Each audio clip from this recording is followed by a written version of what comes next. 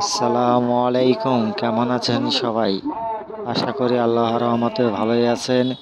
সবাইকে পবিত্র ঈদ উল ফিতরের শুভেচ্ছা। ঈদ মোবারক।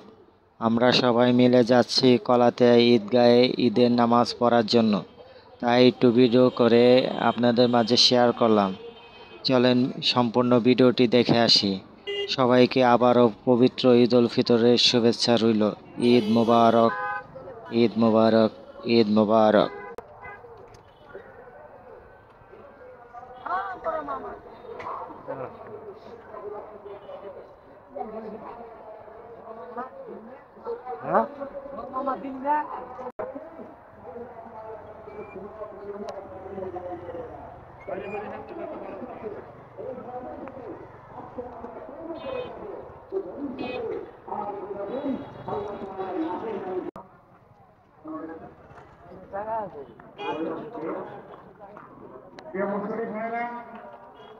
আপনারা যারা সামনের কাতার এখন খালি আছে, সামনের কাতারটা পুরো করে বসেন। অনেকের জায়গা দেখা যাচ্ছে খালি।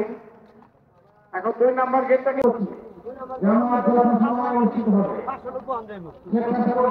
ইনশাআল্লাহ আপনাদের সবাইকে কলাতি ঈদ পরিষদের পক্ষ থেকে ঈদ উল ফিতরের শুভেচ্ছা। ঈদ মোবারক, ঈদ মোবারক, ঈদ মোবারক। আমি আশা করব আমরা সকলেই রমজান মাসের ন্যায় সংযত হয়ে সারা বছর চলব। সবাইকে আবারও পবিত্র ঈদ উল ফিতরের শুভেচ্ছা জানিয়ে শেষ করছি। আসসালামু আলাইকুম, ঈদ মোবারক। ধন্যবাদ জনাব চেয়ারম্যান সাহেব।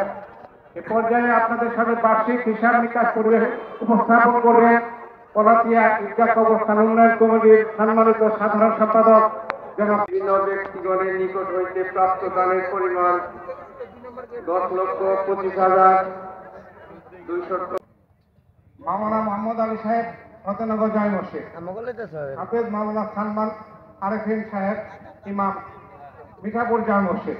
আপনারা নিজ নিজ অবস্থান থেকে মোকাব্বির হবেন। স্বেচ্ছাসেবকরা জিহাদ কর্মসূচি কমিটি হাতে নিচ্ছে এবং ভবিষ্যতে আরো দান করবেন। এই দানের উপরেই এই কবরস্থান ঈদগাহ আপনাদের এখানে পরিচালিত হচ্ছে।